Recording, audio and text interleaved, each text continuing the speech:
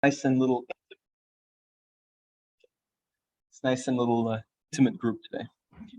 So yeah, because we're so small, like guys, interrupt whenever you have, if you have any questions. If things aren't clear, then we also have time, so we can take time to discuss a little bit. Okay, so who am I? I'm an engineer with background in engineering physics, and I work in collaboration between the Amsterdam UMC, locatie AMC, and Polytechnic Montreal. And I work on also OCT, and I'm trying to always combine OCT with other techniques. So some of the microscopy techniques that you may have seen, absorption, fluorescence, that kind of stuff.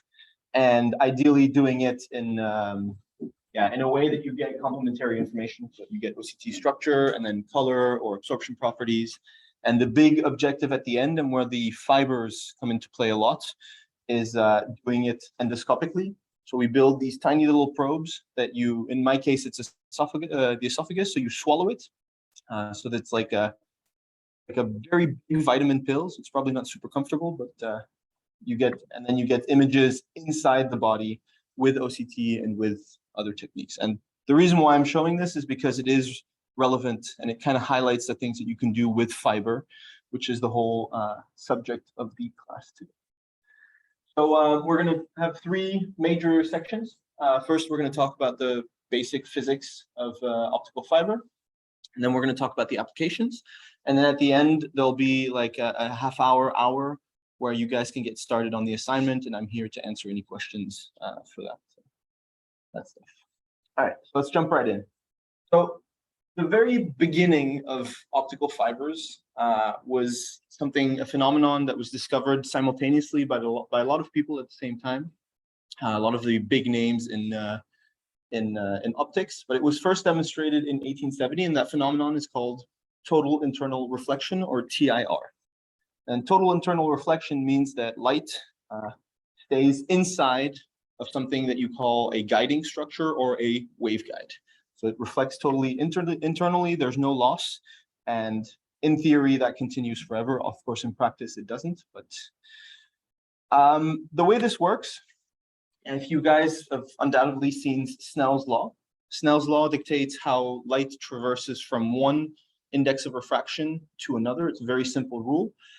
If you take, okay, I do not have a laser pointer.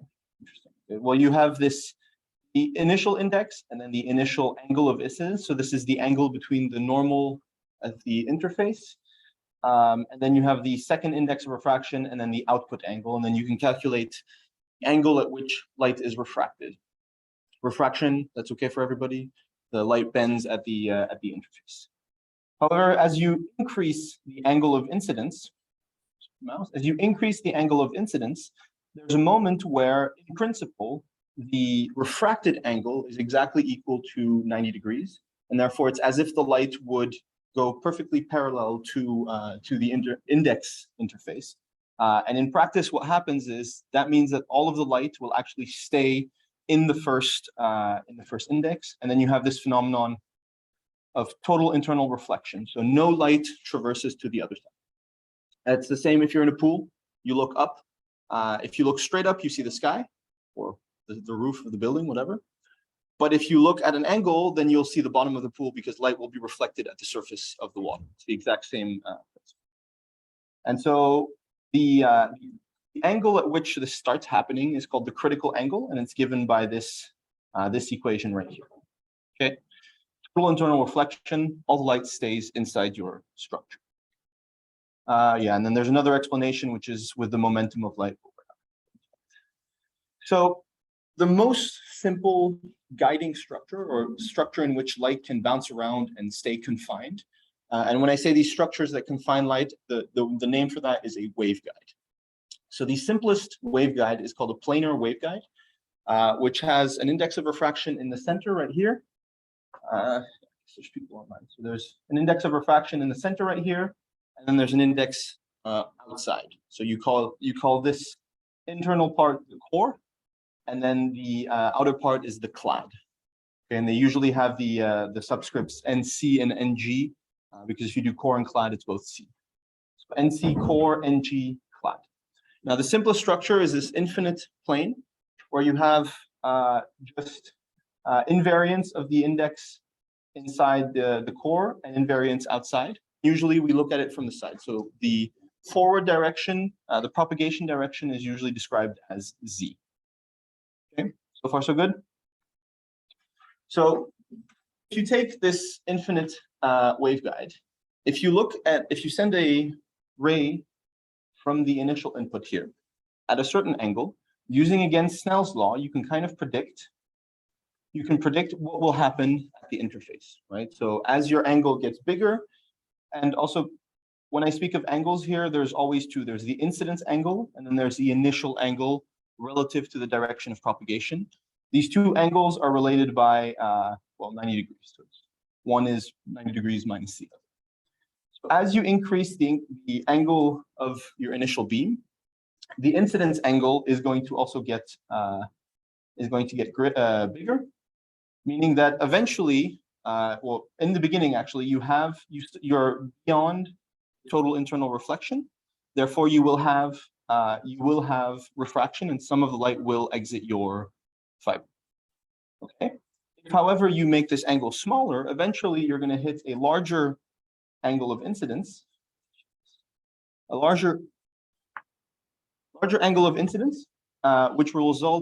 will exceed the critical angle, and your light will be guided. And like the bottom example right here. Okay. So just for the mathematical notation, we define the critical angle in this one is the arc sine of n2 divided by n1. And then you have conjugate angle, which is the critical angle with a little prime, but that's the angle of this. It's the limit of this angle right here before you have total internal reflection. Theta is? Yes, exactly. So this is theta C prime is the largest theta Z that you can have before you start having, it's the largest that you can have where you still have total internal reflection. Okay. So then, using the very basic equations, Snell's law and Fresnel equation, you can actually calculate how much energy goes where for each interaction, for each reflection and for each refraction. Right. So the Fresnel equations, which I'm sure you've seen before, is just predicts how much of the energy is reflected at the surface, and then conversely how much of the energy is refracted or passes through the interface. Right. And so you have these equations for both polarization states, and if you have unpolarized light, it's just the average of the two. Now, why is this relevant, and why is total internal reflection relevant? Because if you have a waveguide and you send your light even at a very big angle, you see that there is some light that stays inside. Why is it important that we stay in this total internal reflection regime? Well, what happens is, if you calculate the intensity of the reflection, or conversely, the intensity of how much light is transmitted and how much light is lost at each reflection, you see that in the ideal case in total internal reflection, all the energy is conserved. If you don't have total internal reflection, you have some fraction between 0 and 1 that is transmitted through. So then that means if you have your light that bounces once, you lose, let's say, a couple percent, or you keep 95%. If you bounce a second time, you keep another 95%. But if you repeat this many, many, many times as the light propagates through the guide, you see that for a high number of reflections, eventually you go from 10 to the 0, so 1, all your energy, to a very, very small fraction of your energy after a very small number of reflections. Even 100 reflections isn't that much. Okay, so the point being that if you are not in the total internal reflection regime, you will lose effectively all your light. In the pictures that I showed, it seems as though you might only have a couple of reflections, but most of these waveguides are usually on the scale of a couple microns. So it only takes a very, very small distance for your light to do one bounce. So after a couple, let's say millimeters or even less, you will have your first bounce. And then the next one, next one, next one. And that's why you end up in this regime here where you have hundreds, if not thousands or millions of these reflections. Again, if you're not in the total internal reflection, you effectively lose everything. Okay? So, a little bit of math. It's interesting to describe what happens to the rays as they propagate through these waveguides, because that's going to alter the properties of the light, when it gets there, how fast it gets there, the total optical path, which are all relevant things for a lot of the techniques that you've seen in your other classes. So you have this, this characteristic, which is called the ray path invariant, which is one number that fully describes the entire path of the beam. So if you know this one number, you're able to reconstruct exactly where the ray went throughout the entire waveguide. So you have the ray invariant, which is called beta bar, and then you have the effective index. Sorry, the effective index is beta bar, and the ray path invariant is beta. And I switched that around again. Anyway, it's written right here. Beta bar, path invariant, propagation constant is path invariant multiplied by the wave number. So if you have different wavelengths, the propagation constant will change. Okay, so what's interesting is we define these critical angles between which you have, or above or below which you have total internal reflection. Well, you can do the same thing with directly with the path invariant or the effective index, beta bar, where you see here that you have total internal reflection when your theta z is comprised between 0, the straight beam down the middle, and this conjugate critical angle, theta c prime. If your delta z, if your theta z is anywhere between 0 and that value, you have total internal reflection. And you can express that equivalently using the ray path invariant or the effective index, where it means that if the effective index is between your core and your cladding index, you will have total internal reflection. If it's anything other than that, you won't guide your light, and you'll have losses which bring it back down to 0. So in the planar guide, it's very, very simple, and there's not really a huge advantage to describing it with the index, the ray path invariant or the effective index, because you could just use theta. But there's more complicated waveguides where having this invariant gives you a very simplified way of seeing whether or not you have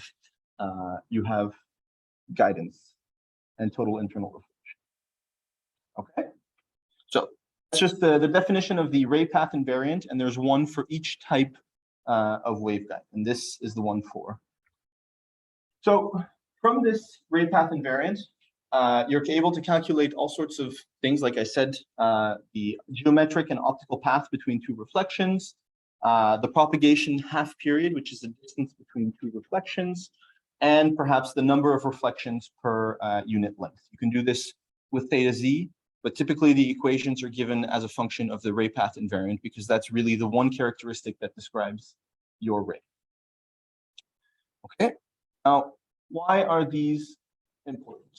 We'll get to that right afterwards. So some other properties are the phase velocity, and almost more importantly, the group velocity, which describes if you have a pulse, for example, if you have information, that's the speed at which it travels, right? And you can see that the speed at which a ray or a pulse travels is proportional to the angle, to the ray invariant, which means that if you have different angles, again, your pulse isn't traveling at the same speed through your waveguide. So it will arrive after a different amount of time.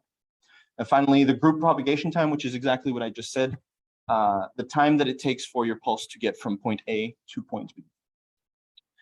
Okay, now, one of the vocabulary words that comes up a lot in all of these waveguides is modes. Modes refers to different ways that your light can travel through your waveguide. In the case of geometric optics, what I'm showing right now, there's a continuum of modes, meaning that it can adopt any value between 0 and theta z, or actually minus theta z and theta z, where theta z would be the critical angle. But then we'll get a little bit further into the theory. There's some waveguides where you have discrete values that can happen. And that makes a distinction between single mode, I don't know if you've heard that term before, single mode or multi-mode fibers, waveguides, and so on. So just remember, modes means different ways that the light can travel in your waveguide. So aside from the different kind of, yep, go ahead. Different modes, different angles, which the light can be. Exactly. So that's true only for the planar waveguide, because this is the simplest one. There are others where it can also, you need more than just one angle to describe it. And that's bundled into this so-called ray path invariant. Okay, beyond just the angles and the geometrical paths that your rays can adopt, there's also other effects that are going to change how it travels. One of them is the chromatic effect, chromatic dispersion, which I think you saw the Kramers-Kronig relations, but you know that the index of refraction changes with wavelength, right? So if the index of refraction changes with wavelength, it's logical that all these properties, especially the ray path invariant, this one right here, which also depends on the index of the core, will also change. Similarly, if you have a core and a cladding, each one has an index. If they don't change with the same, with wavelength in the same way, you might have a moment where your light is no longer guided at a certain wavelength. Okay, so it's important to consider these effects. There's more complicated ways of, there's complicated and theoretical ways of computing the exact index of refraction. In practice, one thing that's very useful to use is something called the Cellmeyer Equation, which is an empirical equation that says for all different types of materials, what the shape of the index of refraction is for given ranges. So again, from the Kramers-Kronig analysis and theory, you've seen that there are peaks, or there are resonance peaks in the shape of the index. These equations are true only between those resonances, where there's a smooth change of the index of refraction. And these are super useful, especially when you deal with all different types of classes. Okay, I put this website here because there's a quick question coming right up. Does everybody has a computer close by? You will have to use this. Dirk, I don't know if you've already put the PDF up on the Canvas. That's the one. Yeah. But if you could do that, they're going to need it in a couple minutes. Okay, so mini assignment, just to get you thinking a little bit about how all these different parameters can affect real life problems, more or less real life problems. So let's consider that you have a plane waveguide that has a before I say something stupid, that has a thickness, let's say a thickness of 100 microns. Okay, it's made of two different materials, two different types of glasses. The core is made of this NFK 51A, and the cladding is NFK 5, and it's 100 meters long. What I'd like you to answer is the following waveguide questions. For which wavelength is it possible for this structure to guide light? Okay, since we're a small group, I think maybe we can try and do it together rather than. So, does anybody have an idea what how you would answer that question? And also, just for reference, these are the lines that you will find at. These are the index values for those two types of glasses.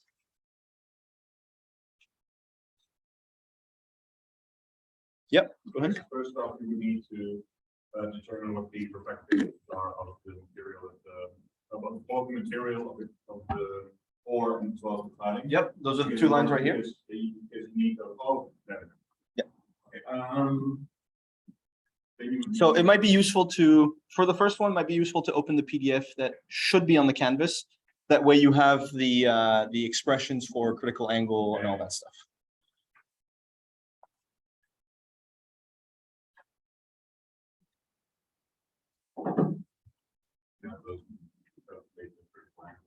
Okay. You wouldn't just have one critical angle, you would have a range of critical angles. Okay. Okay. Depending on those wavelengths you can find within that spectrum of critical angles. That's which wavelengths, that's the range. Okay. I'm going to give you guys maybe just 1 or 2 minutes, or actually let's call it 5. Try it out. See if you can calculate exactly what's your name? Viecher. Mira? Viecher. Viecher. Okay, exactly like Viecher say. Try and calculate the critical angles for the different values of wavelengths. Not online yet? Okay, well you can. What you can do is you can kind of copy manually these two values. Dirk, do we have the PDF online? It's called BMO V5 Geo.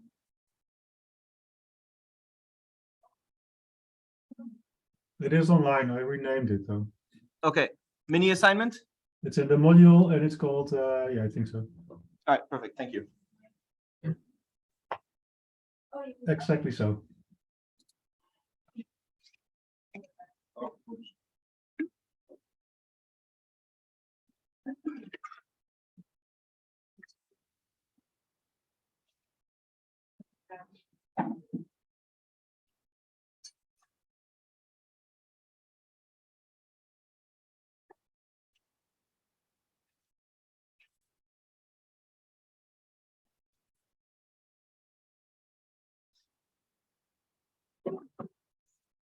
So in the PDF, I already put the 2 links that go directly to the data, so you can pop it in an Excel, MATLAB, Python, whatever, so you can.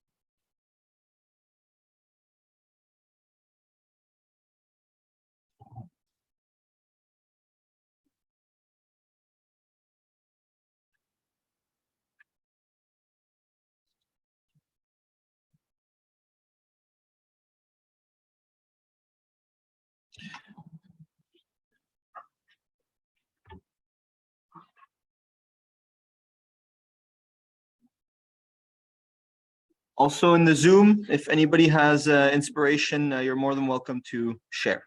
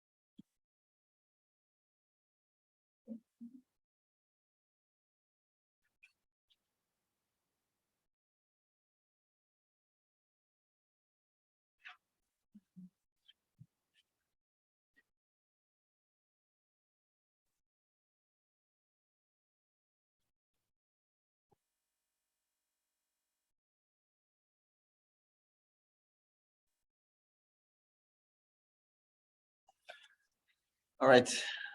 Anybody have an answer or want to take an educated guess? Well, I don't understand how to answer. You can have like M1 over M2, like see the like ratio. Because then you know that it makes sense. Because you just have to take the intersection, then you have like the last part, which is like you over 4 points over 2. Okay. So, But then you always have to be an angle, right? well, that's the thing. The question is just, can it guide, right? So if can it guide, if I ask if can it guide even at a very small angle, then yes, it can guide. It all Right. depends on which side, right? Okay, so what happens? So the equation is arccos of N2, so the cladding over the core.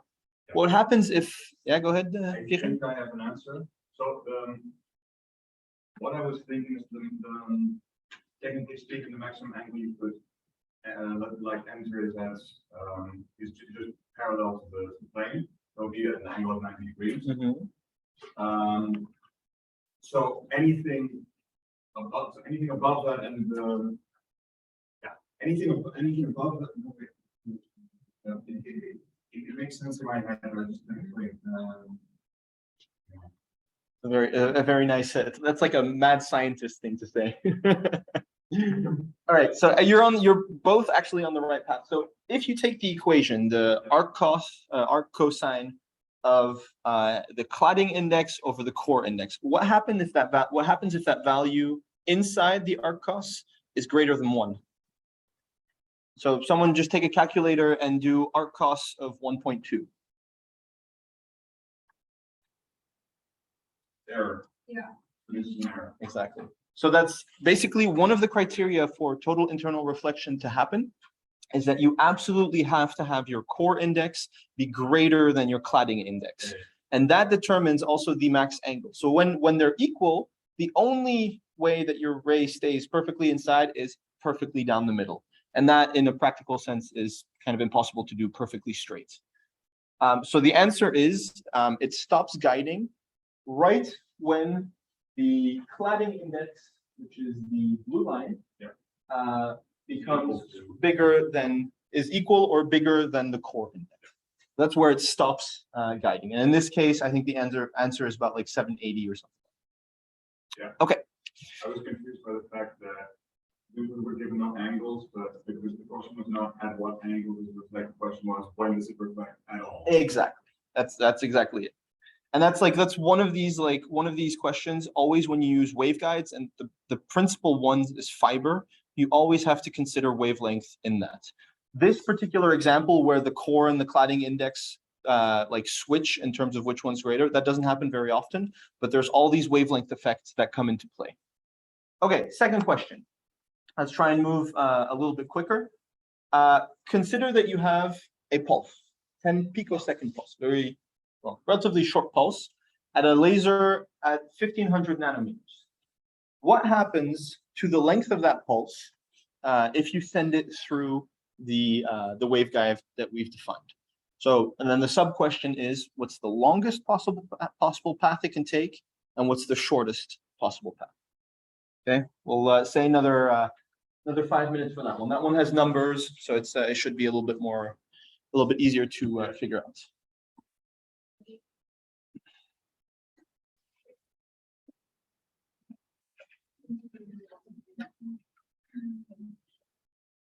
And does everybody have the website so that you can actually get the exact index values at 50? Yeah, just be careful on the website. The values are given in microns typically, not that you type in a 1,500 microns.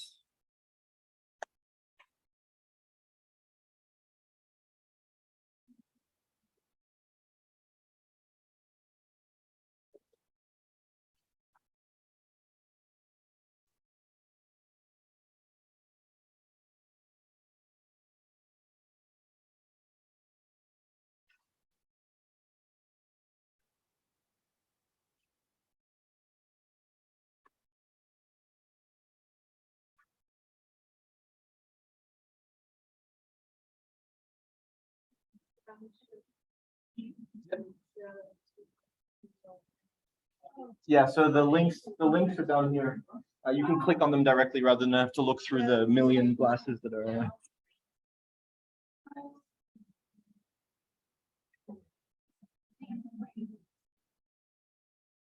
For anybody that has trouble finding them, you can also just, it's okay to take a very approximate value. So 1,500 is right, yeah, between 14 and 1,600. It's also like, just for the exercise, it's okay to take an approximate.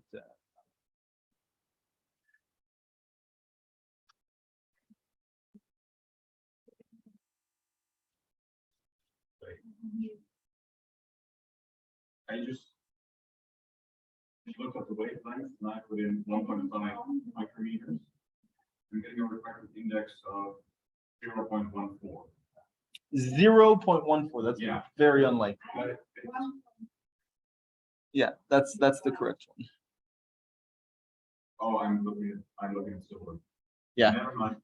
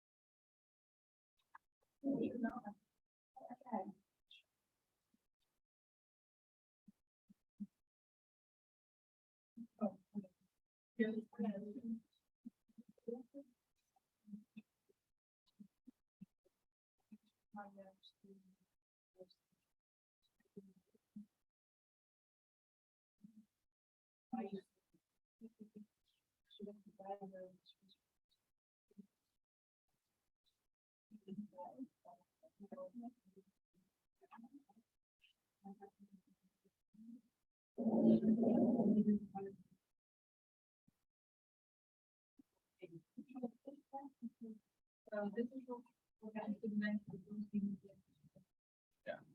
You answer the main question by answering the sub question.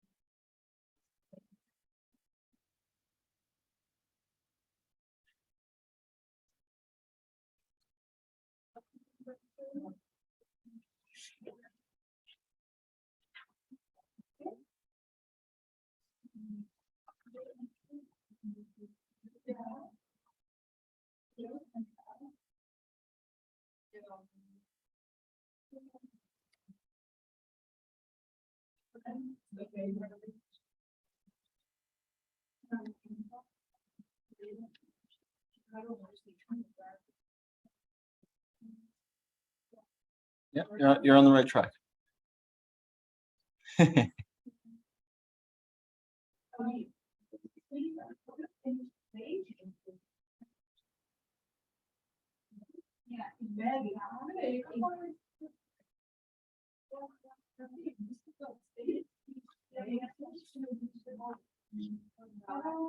So, one second. So the equations you should be looking at are these ones. Yeah. So just to be clear, geometric length is the actual length of the ray. Yep. But then for anything optical, you have the geometrical length, but the optical length is always that length multiplied by the index. Yeah. Okay.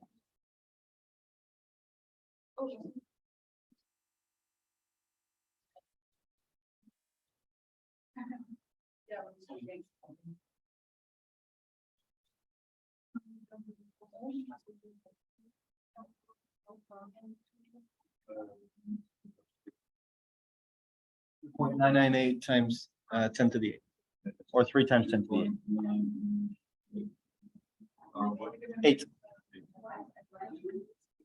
Because you need the propagation time over 100 meters to need the speed of light. You need basically calculate the speed when it goes straight through the middle and when it bounces off at Okay. the steepest angle that it can be. Exactly. How do you calculate what the steepest angle is? That is arc cosine of the refractive index of the Exactly. cladding divided by the refractive index of the form. Exactly. I've already calculated that. It's about, should I say it? Let's give another 2 minutes so everybody can try it, and then we can figure it out together.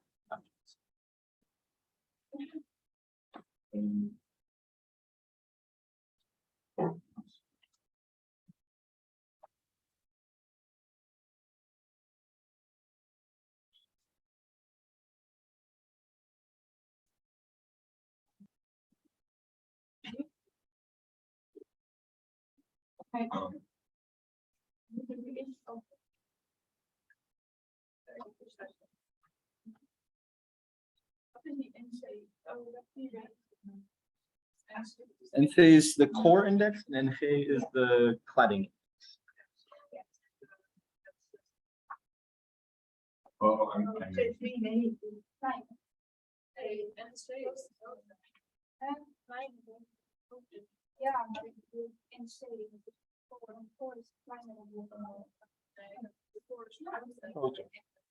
Yep. Otherwise, if the core is smaller, then it doesn't guide. Exactly. And so the core is bigger. Exactly.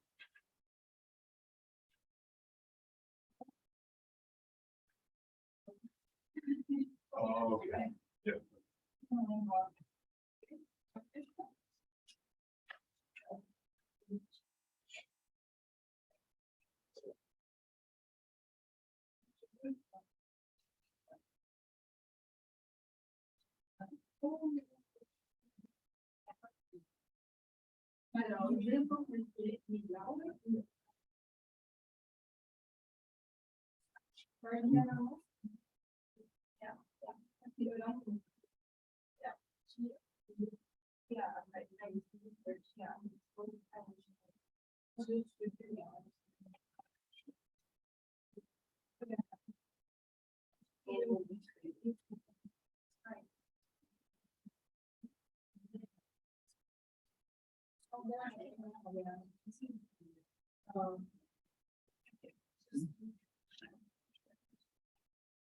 Is anybody like 1-2 minutes away from a solution, or should we? 4 minutes away from solution for the first. Okay, good. Okay, I'll give you 1 more minute, and then we can try and explain it, and then we can go through it together.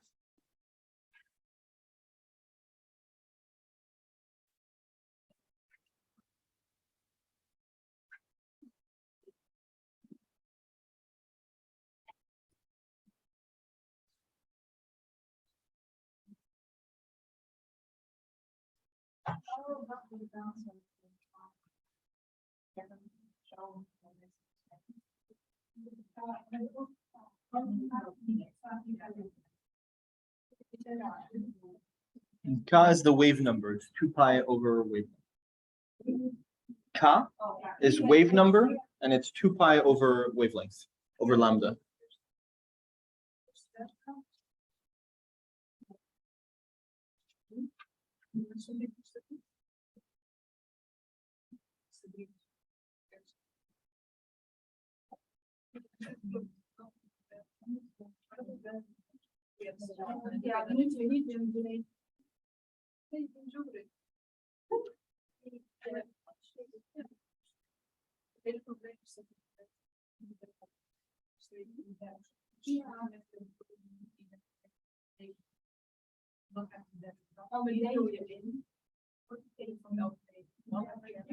Yeah, that's exactly right.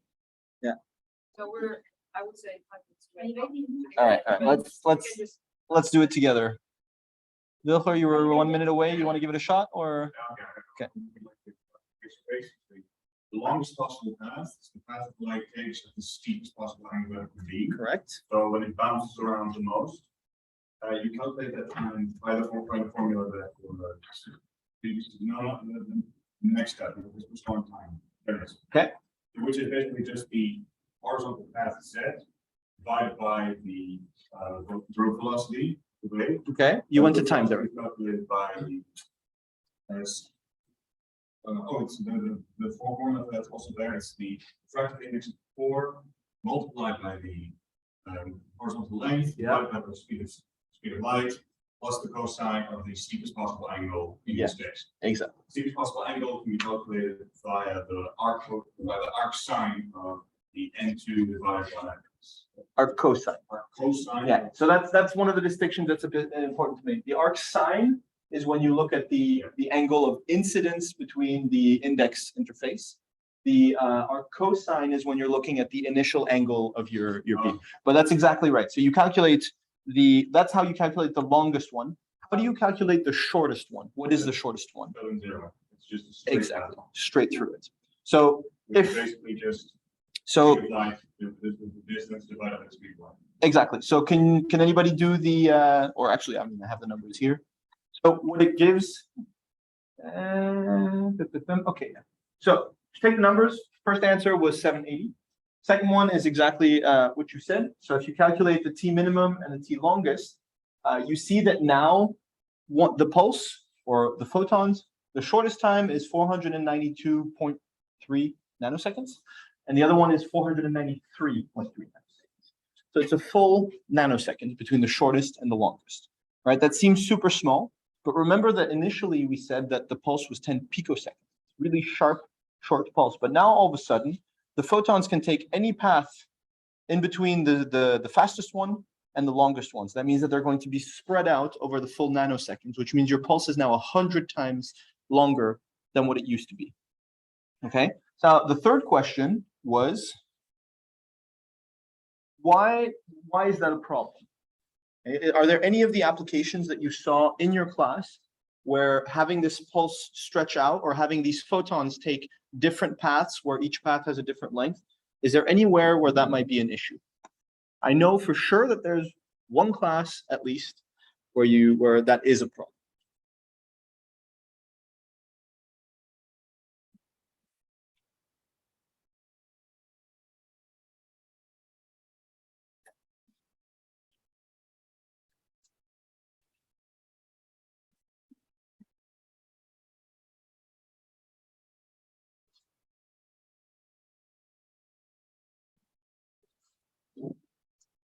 Anybody want to take a guess? Educated guess? Class that you one of the things I think you spent the most time on? Optical layers. Okay. That is correct. Why? Because it is, because the detected signal that the detector generates is dependent on the reflective time of when the signal is sent out versus when it's received. So by changing that even just a little bit, by changing the angle, can result in a large amount of incorrect data. That's exactly right. So in OCT, for example, I mean, this is a very simplified way of explaining it, but you're measuring things on the order of 1-2 microns. So you saw that when you have 100 meters of waveguide, it takes about 500 nanoseconds to get there, right? When you're talking about, millimeters or microns, we're talking femtoseconds. So it's like 10 to the minus 15 of time. So even the smallest difference in angle can generate a sufficient difference in the delay that you have for a single signal. It's going to be split into and spread into a longer time, and that completely messes up the OCT signal. Another place where it might mess up is ablation therapies. So when you send very strong pulses, or the reason that they're very strong is usually because the energy is concentrated in a very short amount of time. When you want to do that kind of stuff, you want short pulses. If you send your pulse through a very long fiber or something that causes it to become very broad, then all your energy is spread out over time and the power goes down, and then you don't have the same type of effect. Okay, did that make sense for everyone also on Zoom? Like the difference between the possible paths and the influence that can have on certain techniques.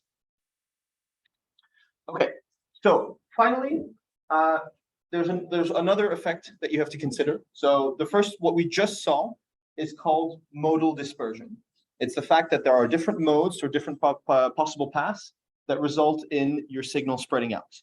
In the diagram that you see here, the one that we actually considered is initial pulse, and then not the individual pulses that you see here, but the envelope that's getting bigger and bigger, because we have a continuum of possible solutions. When we get to the waveguides where there's discrete solutions, then you have the splitting of the pulse into the different modes, which generate copies that are delayed in time. The other effect is chromatic dispersion. So again, because the refractive index changes, the travel time for each wavelength, each color, is slightly different. And if that difference is big enough, and if your waveguide is big enough, you really will have certain wavelengths arrive before others. And so you have, for example, the red wavelengths arriving before the blue, or vice versa. And that's a phenomenon called chirp, usually. And it's very important for pulsed lasers, which have polychromatic. So pulsed lasers generally have more than one wavelength by definition. And when you don't consider these effects, you have your pulse spreading out because of the chromatic effect. Even if you use these special waveguides that only have one mode, just the chromatic effect can cause pulses to spread. Okay, a different type of waveguide. So what we saw initially was the step index. So you have core and cladding, and it's just one index for the cladding, one index for the core, and then you step outside. It's again the single value cladding value. So another possibility is when the core index is no longer a single value, but it's something that varies as a function of, in this case, I call it x. So remember, we're still in this infinitely wide waveguide, and we're just going in one direction, and then the x direction is the thickness of the waveguide. So the trajectory. So then it's interesting to know what happens with the rays. Do they still travel in a straight line, or do they do something else? They do something else. That's kind of the whole point of this particular slide.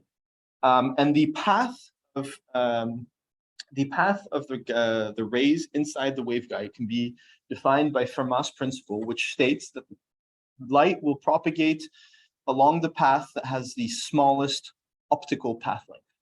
So optical path length being the geometrical path, which is given by ds, multiplied by the index of refraction. And that, like, mathematically, that goes way beyond what we have time to do today. And if you use calculus of variation, you can go from this equation to 3 partial differential equations. And if we simplify even more, because we're in this plane waveguide structure, which only kind of has one dimension, or it has the z and the x, but it only changes in the x dimension, we can isolate just this one right here.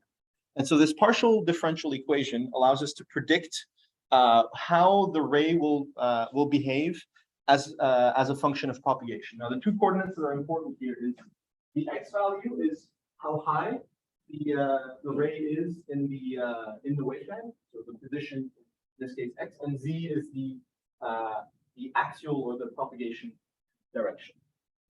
So if we do not solve this equation, if we look at it, or we can change the shape, and then basically you have this second order differential equation. If you solve it for a given index profile of x, so whatever that may be, you can actually calculate the path of your rays. And so for different shapes of n of x, there are sometimes analytical expressions where you can express really the shape of your ray, and sometimes there isn't, and then you have to resort to computer approximations or numerical approximations. So what's interesting is when you have a waveguide where the index in the core is no longer a single value, but it varies continuously. What you can actually write down is that if you take a very, very small slice and you do Snell's law, so you do the transfer from one index of refraction to the one right after that, you can actually write that as the initial position, x0, so the index as this position. So remember, the index only varies in this direction. It's always the same in that direction. You have your ray with a certain angle, theta 0, and you have your initial index of refraction. Snell's law for that first interface is just the first 2 terms. So then at the second first interface, n0, second interface, first interface, and then on the other side you have n1, and then you have a slightly different angle. Does that make sense? Okay. So then what happens if you keep going with the same reasoning? So you did the first interface, you arrived at this. Now you do the interface right afterwards, right? And so it's a slightly different index of refraction, and it's going to be a slightly different angle as well. Okay, so that is super important because that is actually for graded index waveguides. So the waveguides where the index changes as a function of the height. That is the ray invariant that I spoke of in the beginning. And now what happens is it's no longer defined only by the angle. It's defined by the angle and the angle and the index where it comes into the waveguide. So if it comes in the waveguide in the middle, it'll be the index in the middle and the angle that it initially had. And that will, from that, you're able to predict exactly what the angle will be at any position in the waveguide. Does that make sense? Like this concept of ray invariant that fully describes the ray path? Okay. So then the question is, this is a tricky one, under which conditions are rays guided? Okay. So now I'm gonna walk you through it, and then if someone has an idea, you can jump in. So now what happens is you have, instead of having a clear interface between your core and your cladding, you have your core index that varies until it's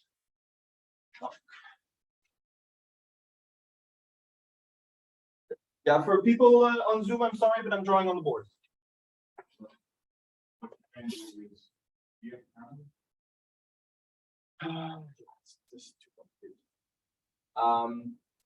Can you just take a picture afterwards? Yeah, I'll take a picture.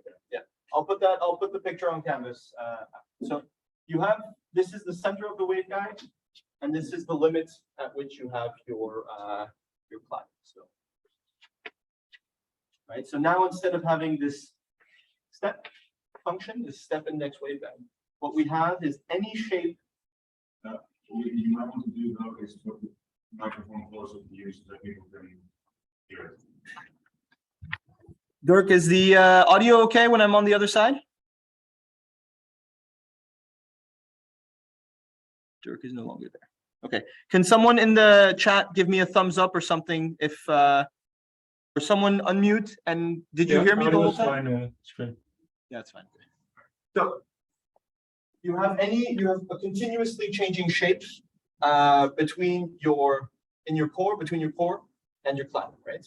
So now if you look at this interface right here, well, the index of your core just before your cladding is now going to be approximately equal to the cladding. And then we saw with the first little problem that if your cladding index and your core index are the same, you no longer have a waveguide because there will no longer be total internal reflection, right?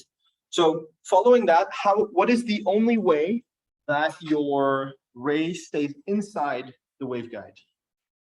It's not an easy question. So how can you guarantee that the ray will not exit the waveguide once it reaches the interface, the last interface between the limit between the core and the cladding, where the indices are almost equal? Yeah. But at that point, it has to be in line with the. There you go. So, okay, yeah. Okay, so when that, okay, so when the refractive index is equal to the refractive index of the cladding, the angle needs to be 90 degrees. Yep. So by that logic, you can calculate the refractive index of the exact core. You can calculate the Knowing theta 0, which at that point, which you need in order to. Yeah, that's exactly right. So basically, any ray, you could, because of this chain of Snell's law, right? This n0 times cos 0 is going to be equal to the n1 times cos theta 1 and 2 times cos theta 2, all the way until the edge of the waveguide, right? So effectively, you can say n0 is equal to ng, which is the value of the cladding, times the angle at that location, right? But the only way, and it's exactly what you say, the only way that the ray stays inside is when it's at most parallel to the direction of the waveguide. If it's at all tilted, it will just leave and never come back. Okay, and because of that, it means that the critical ray invariant is when it's actually equal to is when this n0 times the initial angle is equal to the index of the cladding. Index times cosine of 90 degrees, which is 1. Exactly. Yeah, because that's a good point. So the fact that there's only the result of this equation right here. Yeah. Yeah. Result of this equation right here is n0 times cos theta, and then this is theta critical or theta 0 equals ng times cos theta at g. But because that angle has to be 90 degrees, that value is 1, so the cosine disappears. I see frown. I know what you're saying that the cosine Oh yeah, sorry. So it's not 90 degrees. It's the angle of the beam has to be 90 degrees, and the angle is not, you're right, it's not 90, it's 0. It's the angle relative to the direction of propagation. Good point. And that's why it cancels out to 1. Good for everyone? Okay. So basically, so long your initial angle and the initial, depending on the initial position where you enter your waveguide, so long you respect that condition, your rays will curve back and come back into the waveguide and keep going. Okay. Let's not do that. So this is a derivation that you can actually look at home if you want. It shows that following this chain of n0 times cos theta 0 and so on, you can actually arrive back at the partial differential equation that I show here. So then let's consider a specific index profile called the parabolic index profile, which is given by this equation right here. If you simplify a little bit using approximations based on the fact that these values alpha squared and x squared are very, very small, and that value is much smaller than 1, you arrive at this form right here.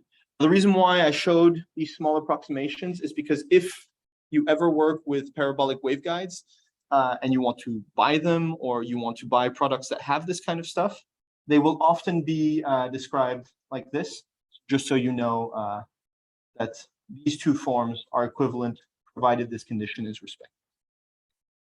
Then if we take the general partial differential equations, and we plug the shape of the index profile in here, we do a little bit more of black magic. If we plug it in, we get the index profile in the denominator right here. And then we take the derivative, with x. You can show that because this term right here is very, very small, it cancels out compared to 1. So because it's much smaller than 1, it's as if it wasn't there. And you end up with this shape.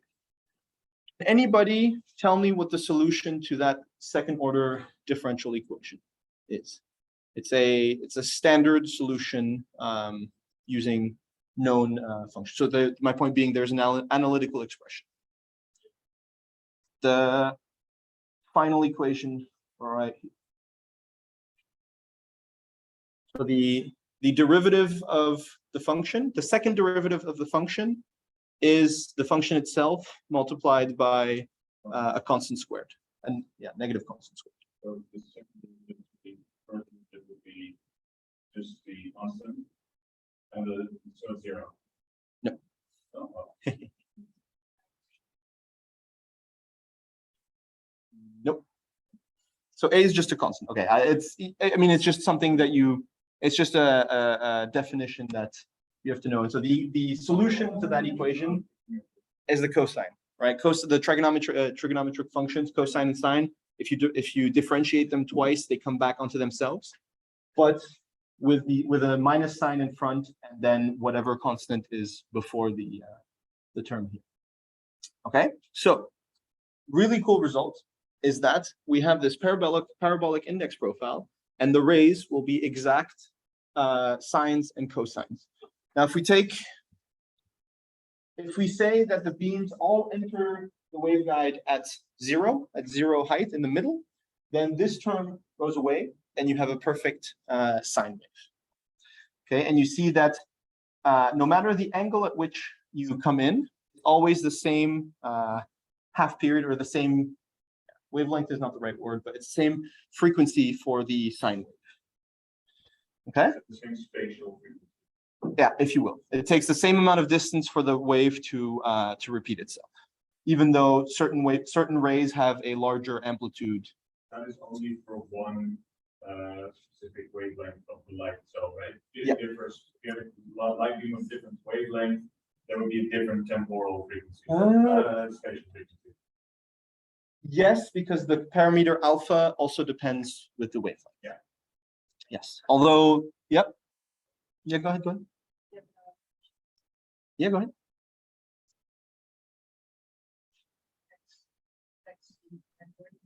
Okay, so this is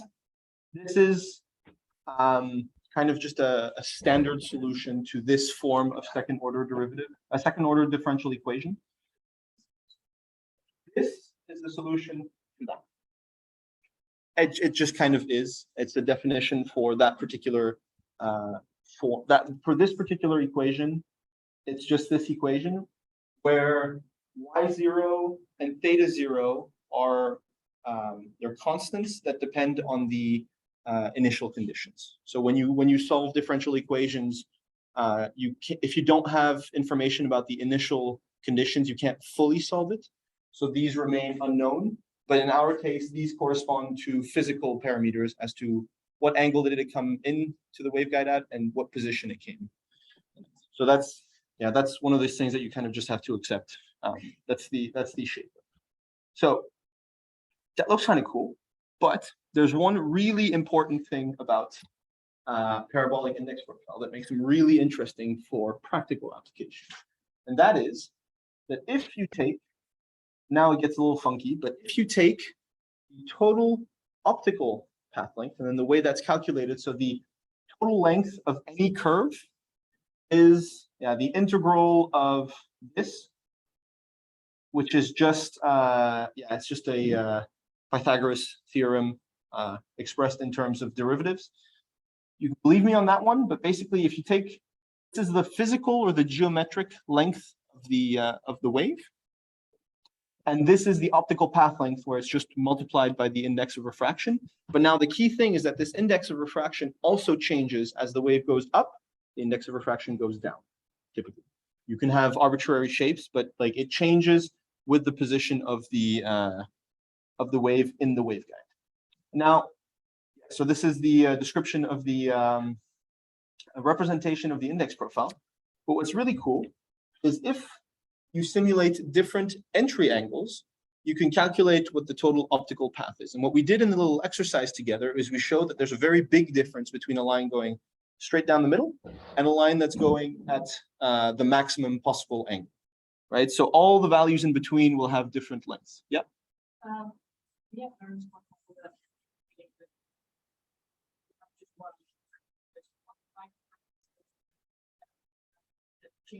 Okay, that's a really cool question. The way, so it's not a, okay, it's a doped material. So what happens is you take, so this is, I'll take a couple minutes. So the way, for example, you make gradient index fibers, what you do is you take the two glasses that you want to make your fiber out of. So you have your core glass and your outer glass. They can be different types of glasses, or they can be the same glass where you've kind of like sprinkled other things into it and you've let it like spread out into the glass, which gives it different optical properties. For gradient index fibers, what they do is they do exactly that, except that they do it in a way that the material, the extra material that they add will spread out, will diffuse through the glass, which results in a non-constant concentration of the material. So there's more in the middle and less on the outsides, and that's just a fabrication procedure. And because of that, you get this varying index as you get further away from the center, right? So it's similar. If you think about the fiber, if you look at the cross section, you'll have higher index in the middle, and then it gets lower and lower. And that's really just a fabrication method. And again, these gradients, they depend on the position in the waveguide, but they still depend on the wavelength. Okay, so now if you take a beam and you change this initial angle, and you use these two equations to calculate the optical path length, what's really interesting is you notice that there's a difference. It looks kind of small, but you have a difference between the optical path length of, let's say, that's 1.45 centimeters and 1.46, right? Over a distance of 1 centimeter. Okay, doesn't seem too bad. But when you do the same calculation for the gradient index profile, you see the difference between the low input angle and the max input angle that we tested is basically nothing. But it's actually it's 1,000 times smaller than with the step index. And that is the point of these graded index profiles, is that they minimize the difference of optical path length between the different modes. And that's very useful because then your pulses stay together. They don't start spreading out due to modal effects. There are still chromatic effects, but that doesn't happen for modal propagation. Okay. So summary, the key points that take away about these very simplified waveguides is that they can only guide when the core index is above the cladding index due to the phenomenon of total internal reflection. You have different index profiles. We saw step index and gradient index. You can have kind of anything, which will generate all sorts of different types of ray trajectories. A mode is a trajectory that your ray can follow inside the waveguide, and it's going to have a different propagation speed. Each mode has its own ray path invariant, which will have its own propagation speed, which is called modal dispersion. You characterize the mode by the ray invariant or effective index. So it's two words for the same thing. Parabolic index minimizes modal dispersion, and then you have chromatic effects that you always have to consider because indices changes with wavelength. That affects how rays propagate in. So let's take a short break, and then we're going to talk a little bit about fibers, which is the more real application of all this. Make sense so far?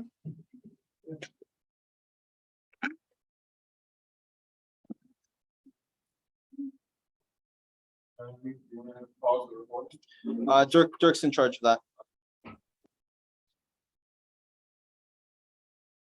Yeah, so 10 minutes. Let's start again at 57.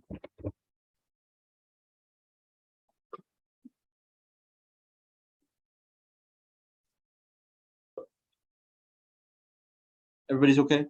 We're good to go? All right. So we talked about the infinite plane waveguides, which is the simplest possible way of representing it.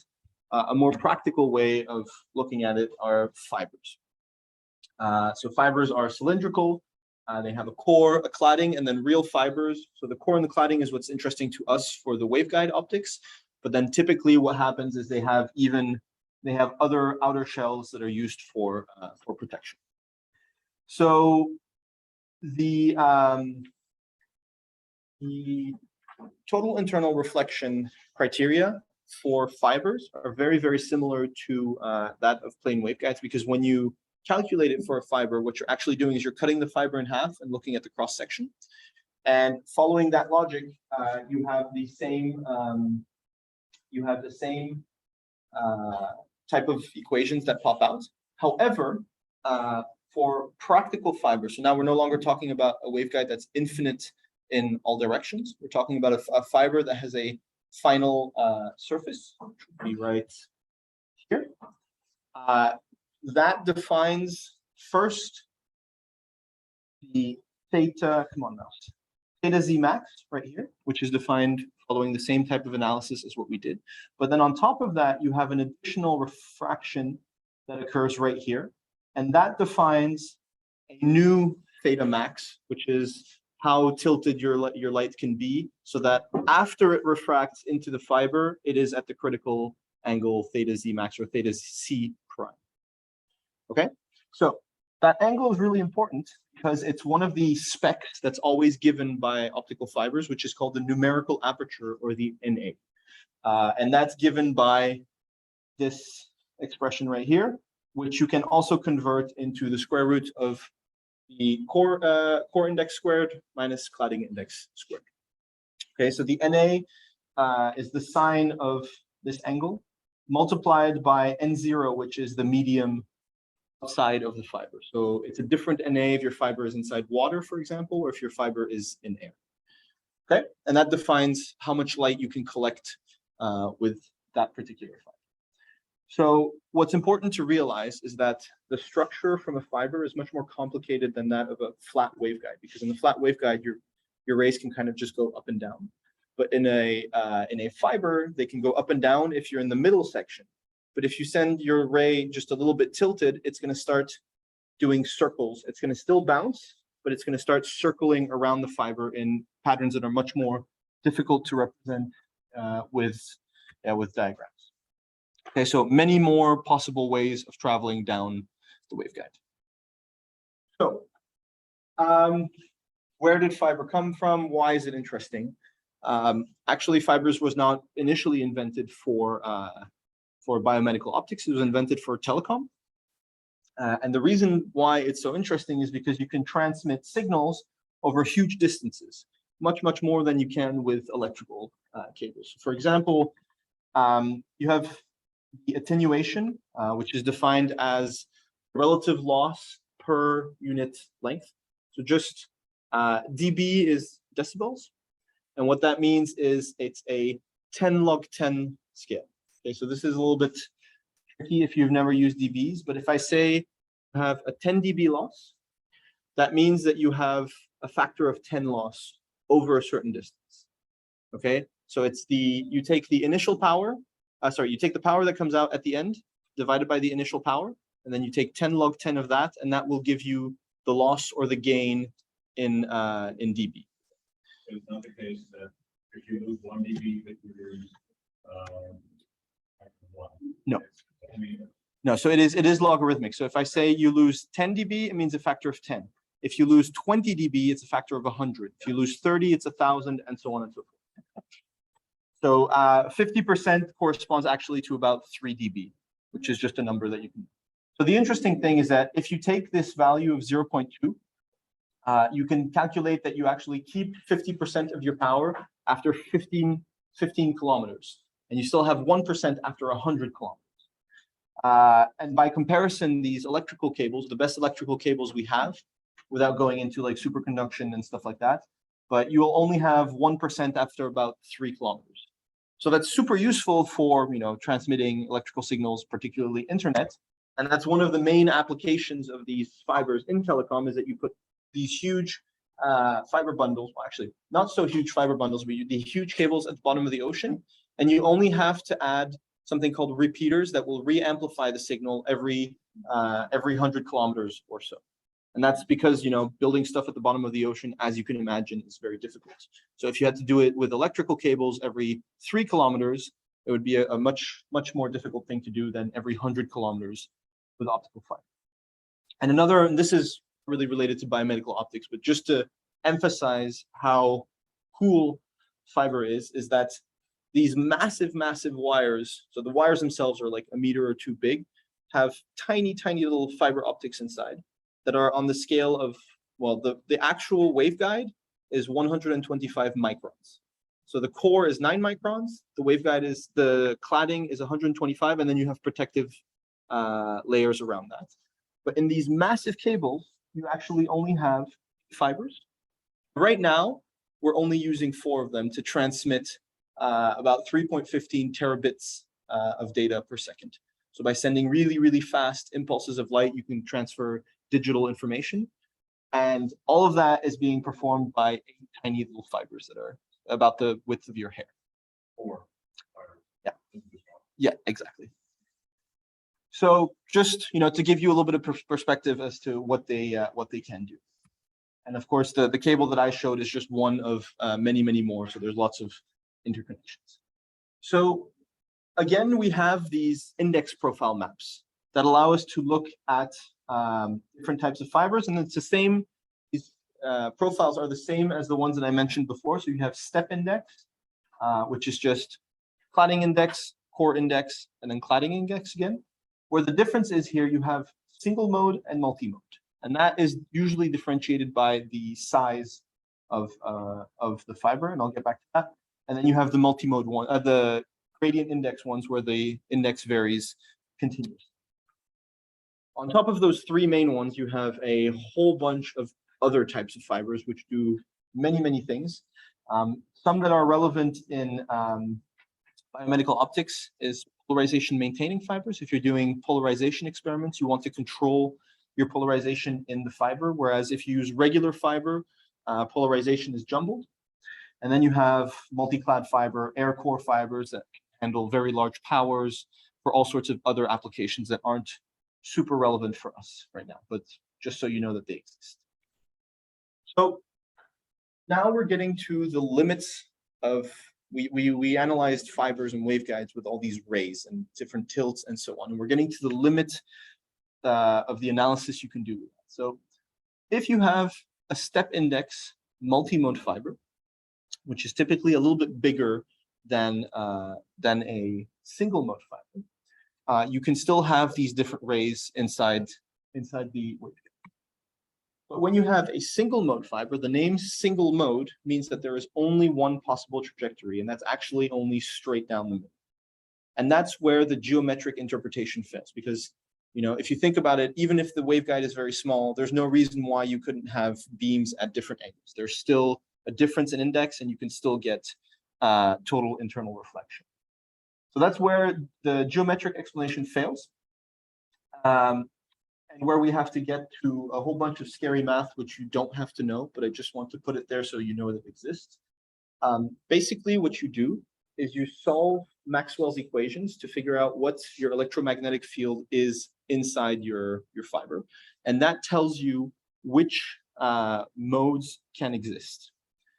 So you take the Maxwell's equations, form them into, you convert them into Fourier space, and then you have a set of approximations where you divide the electrical field in the transverse section. So you're moving in this direction, it's just axial. And then you have the transverse section. So you split it into a Z component and X and Y or transverse components. Then you then you get this, and you assume that the index difference between your your core and your clad is very, very small. It exists, it has to, because otherwise you don't have guidance, but it is quite small, which means that these terms right here, the nabla of the index profile, the logarithm of the index profile falls to 0, which means that effectively you have the left terms here equal approximately to 0. Then you decompose in cylindrical coordinates, which gives you a radial component and then an angular component. And the radial component is what we're interested in, which brings you to this equation, which is called a Stormluvil equation, which has specific types of solutions depending on this value right here. And what's really interesting is that beta value, it's called beta, and it was called beta in the propagation constant, because it's the same thing. It's the invariant of your mode. So when you try and solve this, what happens is that you get Bessel functions that are defined in the core. So it's a piecewise equation. You solve it in the core, and then you solve it in the cladding, and then you have to make sure that your field at the interface between the core and the cladding is matched. And that looks something like this in math terms. And I'll show the picture in a second. The key thing is that for this solution to exist, your ray invariant, beta bar, has to be between the core index and the cladding index. And this is actually exactly the same condition as you had for the very first type of waveguide that we had. So that's the whole point of this ray invariant, is that, again, it fully describes your ray, and it gives you these conditions for which you can have guidance or not. Okay, math aside, what's really cool is that you no longer have this continuum of possible solutions. You only have a fixed number. For single mode fibers, you only have one, and for multi-mode fibers, you have several. Look something like this, where here you have, so this is the electrical field inside the fiber, and red and blue are positive and negative amplitudes. And when you project this onto a screen, you actually can, you can more or less select how much energy you sent into each mode, and you can see that these patterns appear again. And what this little experiment highlights is that you really have these distinct ways that the light can travel in your fiber. It's not this continuum. Otherwise, it would be just a big blur of all the possible solutions. Okay? So, key point, distinct solutions to the wave equations from Maxwell's equations. And that gives you the modes which define a parameter beta, which also determines how your wave travels in your waveguide. Now, you don't have to solve all the math to figure that out. There's a really nice and easy shortcut. It's called normalized fiber frequency, or the V number. Now, using very simple physical parameters, which are the radius of the fiber. So this is only valid for step index. Okay, for graded index, it's a whole other story. So this is the fiber radius, wavelength that you're at, and then the index properties, which fortunately can be summarized into the fiber numerical aperture. Effectively, what happens is if the V number is below 2.405, just the magic number, you have one mode. If you're above that, you will start having more and more modes, where the way you can analyze it is if you take this graph and you have a certain V number. It's the number of times that you intersect with one of these lines that depart from the diagonal. So let's say you have a V number of 3, and you will have this mode, which has a name LP01, and the second mode, which is LP11. Okay, and yeah, basically as you increase your number of your V number, you get more and more modes, and that value increases really, really fast. It's actually proportional to the square of the V number when it gets to high values. And as you can see, the square of the V number itself is proportional to the fiber diameter or the fiber radius. So as you're increasing your radius, the number of modes will increase quadratic. Does that make sense? Okay, so that's again why these fibers that we have in the underwater pipes, those are single mode. And the reason why you use single mode fibers for telecommunication is because you don't have these modal dispersions. Because in telecom, what happens is there's lots of ways of doing it, but the main way is you send a pulse of light, and you send a pulse of light, that's your 1. If you don't send a pulse of light, that's your 0. And then if you send lots and lots of pulses in a sequence, you can transfer the message in terms of 1s and 0s in bits. And if your pulses start to stretch really wide, then they're gonna start to overlap with each other, and you won't be able to recover your information. That's why you use single mode fibers, which don't have this effect of different modes. So single mode fibers, only a few microns of core. Multi-mode fibers can be, 20, 50, 100, a millimeter of core diameter. Okay, and so the limit where we can start using the geometrical math that we used earlier is when your V number is larger than 10. That's generally accepted as okay. All right? Does that make sense? So yeah, so this is what the slide should be at a different spot. But basically, when you take that big gross equation and you solve it in the core and in the cladding, you get these two separate solutions, so Bessel functions inside the core and outside the core, and you have to make sure that they match at the interface right here. You effectively get this Gaussian-looking shape. It's almost Gaussian, it's not quite Gaussian, it's a Bessel function. And one of the key parameters that's used a lot in practical aspects is something called the mode field diameter, which is just how wide this sort of bell curve is, how wide it is, which is important to describe the propagation of your light once it exits the fiber. And the reason for that is that if you have a single mode fiber, the mode field diameter describes waist. So imagine that the tip of your fiber is precisely here in the center. And the mode field diameter is what describes the waist of the Gaussian beam. So Gaussian optics is the Gaussian approximation to rays. And you can predict how your beam will expand or converge, and also how, when you focus the light, how small the spot size will be, which is a key parameter when you're doing things like microscopy, because that determines how small objects you can see. Okay, and then one thing that's very important, this is super practical, but typically what happens is in ray optics, again, like we did in the beginning, what you use is you use the numerical aperture to predict the angle of your rays, and then you calculate how big your beam gets by just using trigonometric functions and predicting how your rays how wide they will be after a certain distance. That doesn't work very well for single mode fibers. You actually have to use Gaussian beam models, which require this mode field diameter. Okay, super practical. Yeah, go ahead.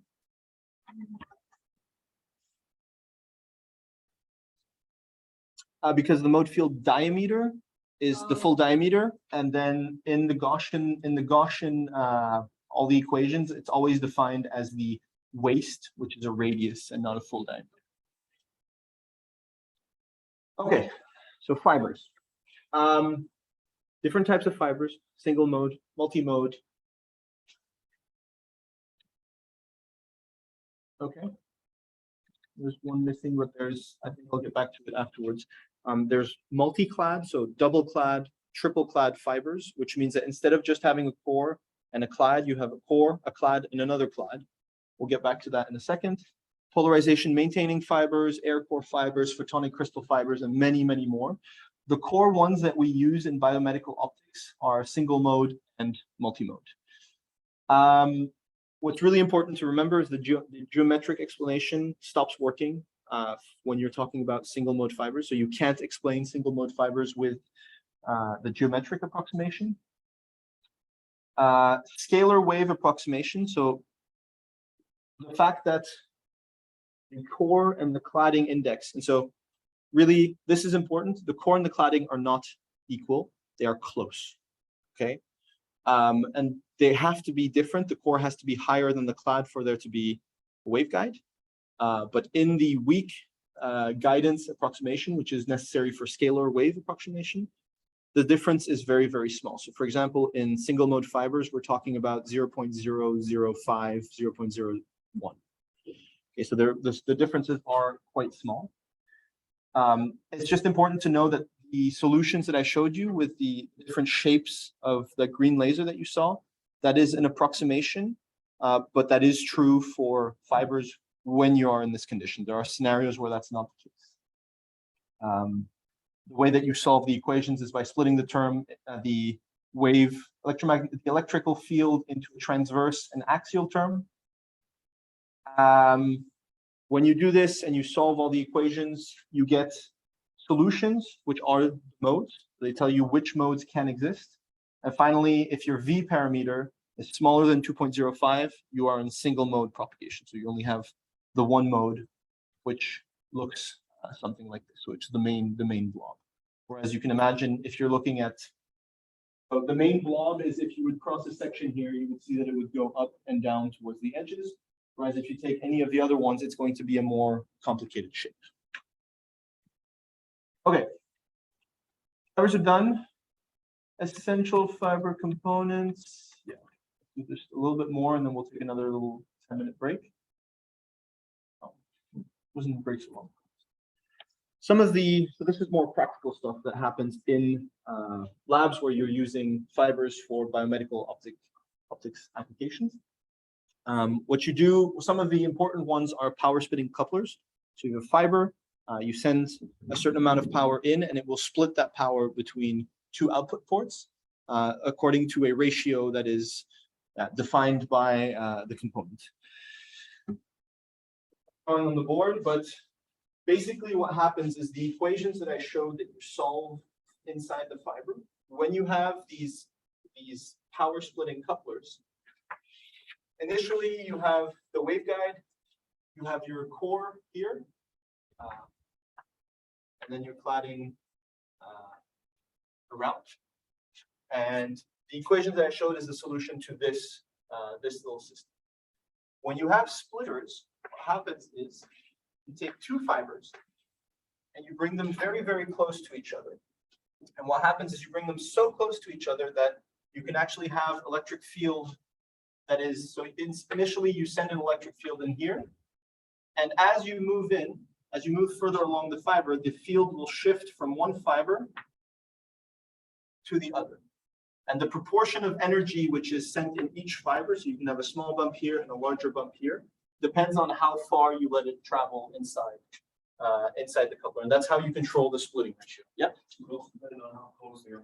Exactly. So it's the type of fiber, how close they are together, how long you stretch them, because the way that you bring them close and make them very close together is it's called fusion tapering. So you take the two fibers, you put them under a flame, and then you stretch them, and then they get smaller and smaller and smaller and closer. And that's when you can have the light can jump from one fiber to the other. And then there's a whole bunch of very empirical recipes that allow you to have a certain splitting ratio. Those are essential when you want to split your power.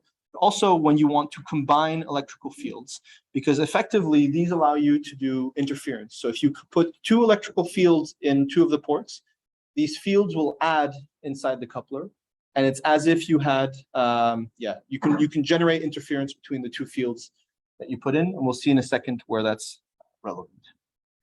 Other important components, you have fiber circulators, which are just like roundabouts for light. So if you send light into port 1, it will primarily transfer into port 2. And then if you send light into port 2, primarily transfer into port 3. That's really useful. A very simple scenario would be you send an illumination laser in port 1, and then your sample is at port 2. And then Part of that light comes back, and then you have a detector at port 3. That's one of the ways you could use it. Yeah.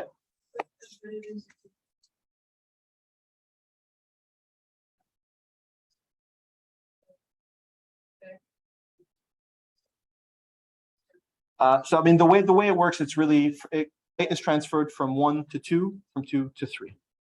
So it's that's just the way. And then if you shoot into 3, actually, good question. No, I think it goes back to 1, but I'm not 100% sure on that one.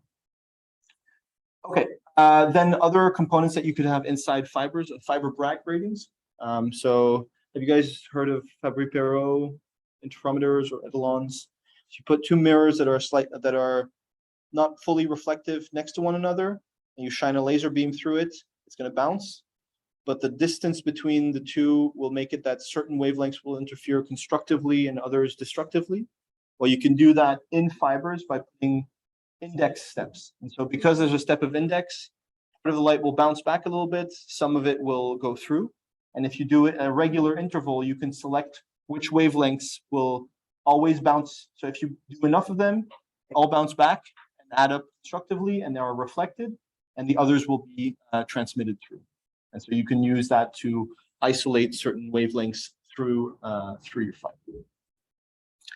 Just some practical components that exist that are very useful. Another one are wavelength division combiners, division multiplexers, which allow you to combine or separate different wavelengths of light into fibers. The way those work is very similar to the diagram that I drew over there, except what happens is this power transfer from one fiber to the other changes with the wavelength. So the way they're made is you stretch them and combine them in a way that one wavelength will transfer, but the other one won't, such that both wavelengths will end up in one fiber at the output. Does that make sense? Similarly, if you send fiber in the other direction, well, on the way out, one of the wavelengths will switch to the other fiber, and the other one will go straight through, and then you'll be able to separate them at the two output ports of your device, just like this. All right. So just to wrap up, that this is an example OCT system. I think that you've seen diagrams like this. Yes, no, more or less. It's just to highlight how you can use fibers in real systems. So in OCT systems, for example, you use a lot of these fiber components where you have your input laser, which is this is an SS OCT system. Is that swept source? So OCT sends multiple wavelengths, and you can either send all the wavelengths at one time and then measure them separately afterwards. That's called a spectral domain OCT system. Or you can send one wavelength at a time and change that wavelength very quickly. That's called a swept source OCT system. That's just what happens here, is that you send one wavelength at a time. Then you split it here with a 99.1 to get a trigger. So this fiber Bragg grating reflects only one of the wavelengths that you send. So then every time you do a sweep, it will generate a pulse because it's just one of the wavelengths will reflect and come back to a little detector. So that's used for triggering. Here you have a splitter that splits your light between a reference arm and a sample arm. Should be familiar from the OCT. So it's an interferometer with two arms. Then so part of the light goes onto your reference mirror, part of the light goes onto your sample. You use circulators to send the signal that does come back. You use circulators to send them to in a different direction, and then you combine them with a 50-50 coupler, which generates the interference, and then you get the interference signal that you can measure out over here. So just examples of how you can make, I'm sure you've seen the diagrams for free space OCTs, where you can do a fully fibered OCT system using all of these components. The future. So right now in biomedical optics, there's a lot of fibered components, and it's an emerging technology, so it's very, very popular at the moment, but it's called photonic integrated circuits. So saying it's new is not fair. It's been around for a while, but now it's really like people are researching how to make it affordable, how to make all different components. It's instead of having a wire or an optical fiber, is you draw with lasers, you draw index shapes inside of glass or inside of other materials. that kind of look like the very first waveguide that we looked at. Except the very first one we looked at was infinite. In this case, they're very finite, and they allow you to control the shape of your waveguide so that you can have also propagation, and you can do all sorts of components that allow binding or separating wavelengths, switching pulses, so you can send in a pulse and then switch whether it comes out at port 1 or port 2, power splitting, and so on and so forth. The really cool thing about these is that they're in a block of glass, so very robust and also very, very small. Yeah, and you can integrate with electronics, and you have, because you're making these with laser, you have lasers that etch the profile into the glass. You can do many, many more things that you can't do with fibers, just because it's easier to control the index profile. So you can make more complex structures that do different functions. Okay, are there any questions on, the practical aspects of fibers, what you can do with them, or perhaps the math behind it? So far, so good? Okay, so we're going to take let's make it a 5-minute break, and then we're going to talk about applications of fiber in biomedical optics. Some of the stuff that you've seen and maybe some stuff you haven't seen.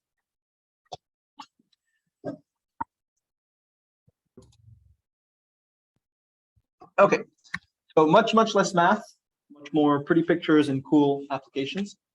The reason why fiber optics are so important and appreciated in biomedical optical applications is because they confer a whole bunch of advantages. Namely, they're highly robust. So that's one of the first things. So if you've ever been or you ever go into an optical lab, you'll see things like this. So this is an optical table. Then you have a whole bunch of mirrors, filters, lasers, and everything. And lasers travel in a straight line. But in order to get them where you want to be, you have to use all sorts of optics to direct the beam, focus the beam, expand the beam, all sorts of things.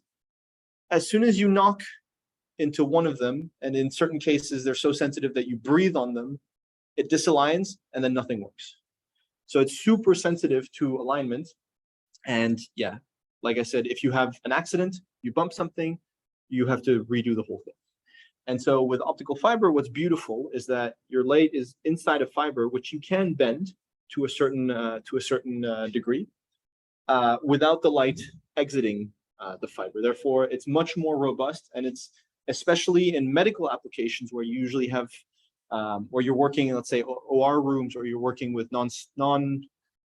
like optical specialists with doctors or nurses or things like that. They can manipulate whatever devices you've built without risking misaligning everything and then nothing working. Another relevant thing is the safety. So lasers are dangerous for your eyes, for your skin, things like that. Fibers contain the light inside of them. None of it escapes, or minimal amount of it escapes. Therefore, it's very controlled where you bring the light, and you can minimize the risk of exposure to your eyes or your skin. And then on top of that, there's flexibility. It can be bent and size. So fibers, as I said earlier, single mode fibers that are most often used have about 9-micron core and 125 microns in cladding, and then perhaps a couple other layers around that. But that's like sub-millimeter sizes. And what that allows us to do is, because they're so small and flexible, is you can enter places in the body that are much more difficult to access with larger devices like cameras or or fiber bundles even. And that's really useful for endoscopy, but you can also insert it into needles, and then you have something that you can poke into the body and have a look in order to see or measure what's going on. So one of the first applications was fiber bundle confocal laser endomicroscopy, which is like confocal microscopy, where you have a laser source, focused onto the sample, and then you have, I'm not going to go into detail, but you have a pinhole which provides confocal gating, which allows you to collect light from only the focal plane. So you're collecting light from a very specific point, and then the returning light goes back onto a detector, and then by scanning this beam, you can create images at a very, very high resolution. And you can actually combine that with a fiber bundle, which is just a bundle of all single mode fibers, usually. And effectively, by scanning the laser beam, so instead of having a sample right here, you scan your laser beam on each of the individual cores of the fibers, and then each one of these cores will send light to a specific location onto your sample, will return, and is detected by a detector or a camera. And that allows you to have effectively a miniaturized microscope that you can send deep into the body. And this is one of the applications that's been demonstrated. It's in the lungs, a company called Cellmeyer. And you have exactly this, where you can see cellular levels of detail without needing you can't even do that with a camera, and you can do it with these fiber optics. And that allows you to see, for example, are your nuclei in your cells enlarged? Do you have different tissue parameters, and perhaps even diagnose or differentiate certain diseases or such as cancers and many other things. So fiber bundles allow us to do that. They allow us to access parts deep in the body. Another thing that's this is relatively new, so it's been a subject over the last maybe 5-10 years, is how to do imaging with a multimultifier. And this brings us back to one of the problems, or one of the characteristics of multimode fibers. Because you can have all these different angles, what happens is if you have a finite length of fiber, let's say you have a point object. So you have an object that's emitting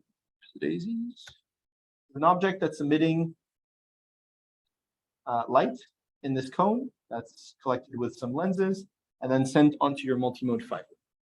What's going to happen is that because you're sending multiple angles onto your fiber, each one of these light rays is going to travel along a different path, which when it comes out at the other end of the fiber is not going to form a single point like the object. It's going to form a huge jumble of rays, which effectively looks something like this, right? Every single point is going to generate an image like this, and then the whole image is also going to generate a mix of these different jumbles. And one of the things that's really cool is using advanced techniques, which either they characterize how this jumble occurs, or some have also done it with machine learning applications. You're able to recover images through single multimode fibers. So it's kind of the same thing as using a bundle of single mode fibers, where each point corresponds to a point on the other side, but you can do it with a single multimode fiber, which is much easier to make and much cheaper to buy. Other applications. This is a field I appreciate very much because it's what I've been doing for the last 5-6 years. Is endoscopes, OCT endoscopes. So you have a single mode fiber, and then what you do is you use different optomechanical devices to project light either sideways, and then you add a scanning element to make that light beam turn, and then that allows you to do OCT in a circular pattern. Or you can do it in a forward-looking probe like this one, where you have fiber, and then you can make the fiber wobble, which allows you to scan.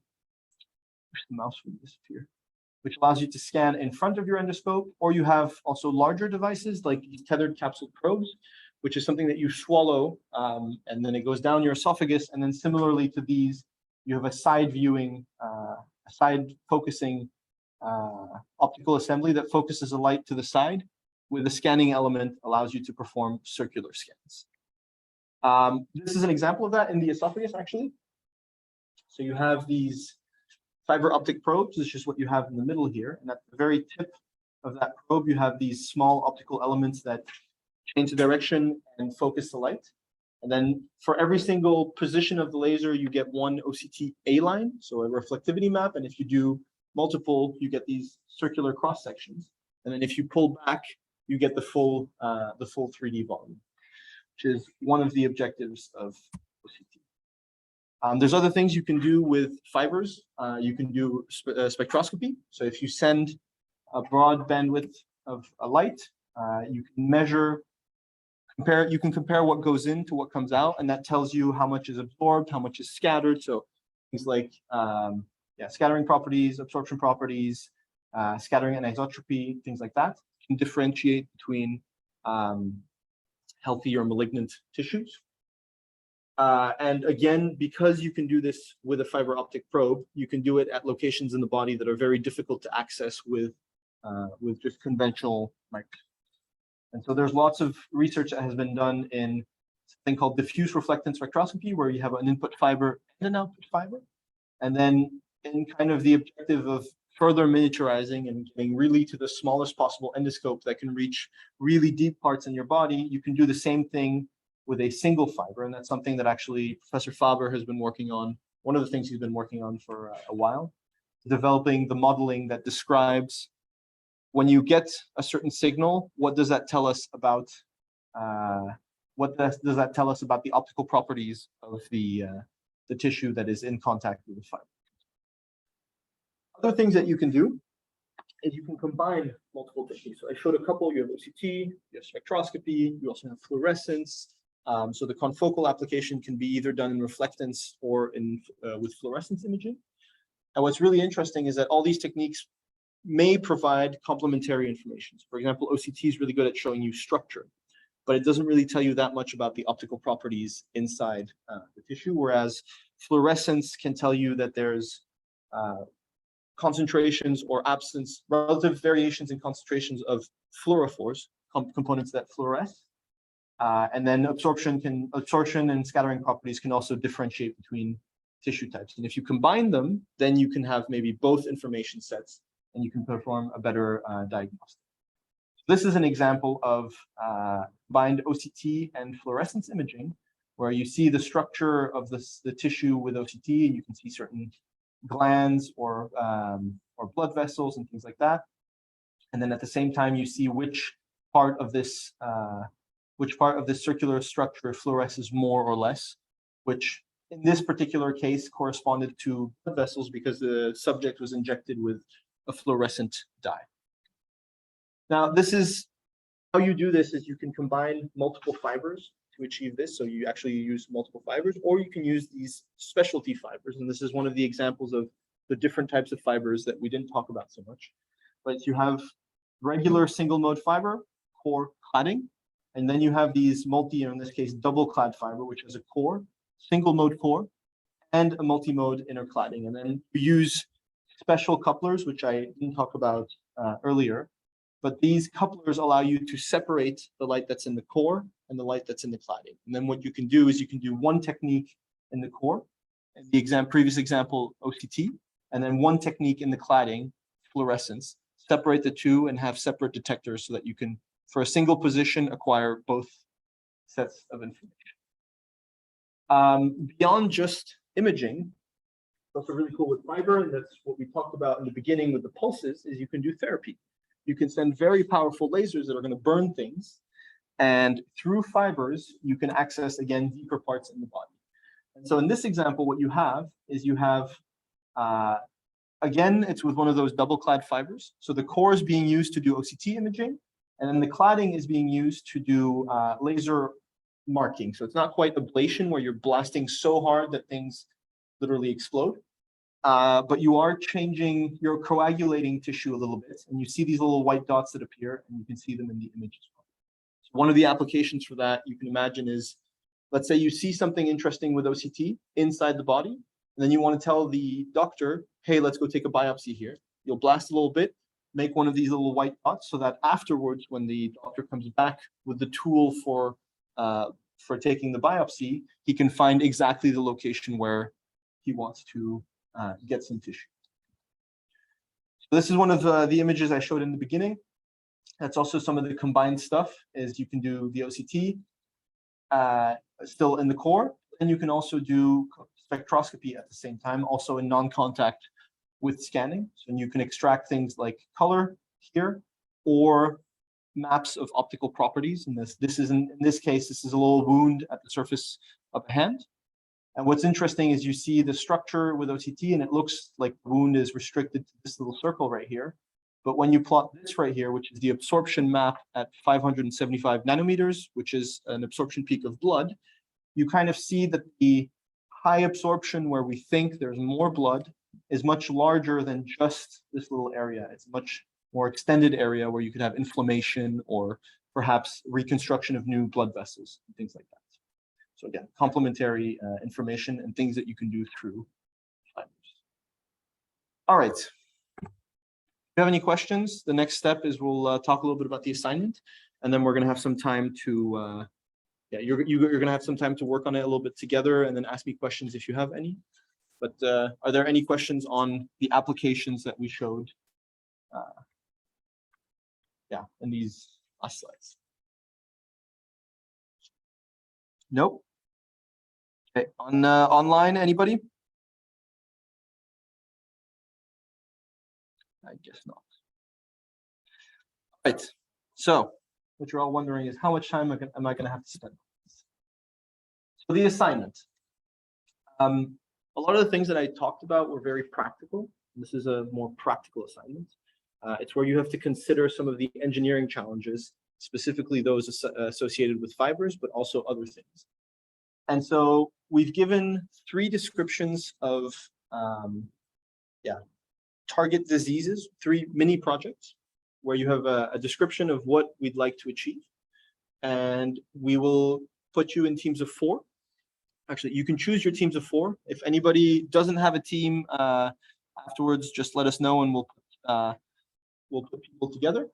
And you're going to have several days to suggest a design based on, so of course, they're advanced problems. We're not expecting you to come up with a completely new solution, but based on existing literature, and of course, the things that you've learned in the BMO course, we're asking you to propose a design and write a 10-page report covering all the points that are in the guideline document. Show the guideline in a second. And the objective is to make you aware and force you to consider all of these technical difficulties as well as the scientific ones. So how fibers work, what are the limits of what they can do, as well as detectors, laser sources, and so on. So one second, the project descriptions are the following. They should already be on the your canvas. So if you can look, make sure that everybody can download them.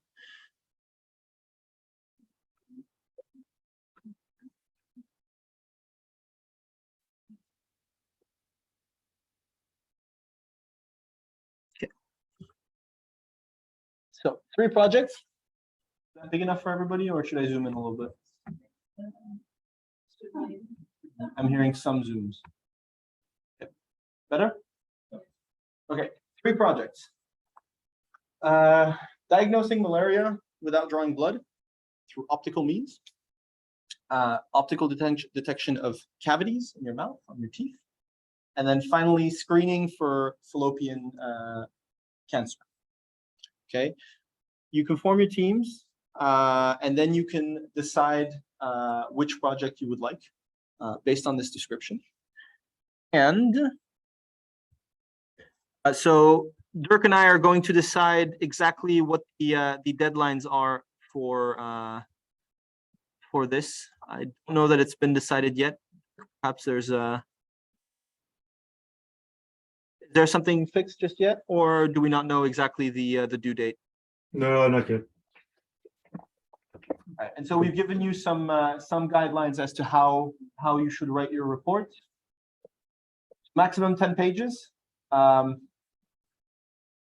and then you have an outline of what type of information we'd like to see in there. The one thing that's super important, these problems are existing problems. So of course you're going to find papers that are kind of on that subject, right? We expect you can inspire yourself from those papers, of course. We expect you to use more than just one source. So you can't just take a paper that you find that's exactly on one of those subjects, copy paste the entire idea. We expect you to use at least multiple sources for your design. Okay. Dirk, is there anything you'd like to add to that? No, in terms of the deadline, I would say that we just set it at the end of the course, so that people have time. Because there's a little bit of overlap between the second and the third assignment now. Yeah, so so don't worry too much about the deadlines. That is basically the message. Okay. So the idea would be that by tonight, I would like to get one email from, or actually Dirk would like to get one email because I don't think you have my email address. Dirk would like to get one email from each team with team members. If someone doesn't have a team, which I'm assuming there'll be a couple of because some people are missing from the class, then we will have to assign them a group, yeah, tomorrow or the day after. Okay, so no, Dirk. Oh, dear. Yeah. And so the plan would be for the people that are here, either in the Zoom or in class, you have an hour to pick your project. And then if you have questions about, you can start reading. I'm going to stay here for about an hour.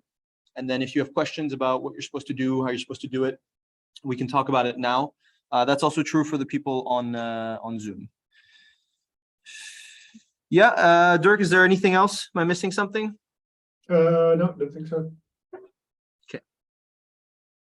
All right, so both the descriptions and the guidelines should be on the canvas.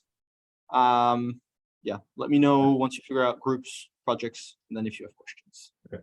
I'm gonna stop the recording, but I'll keep the Zoom open.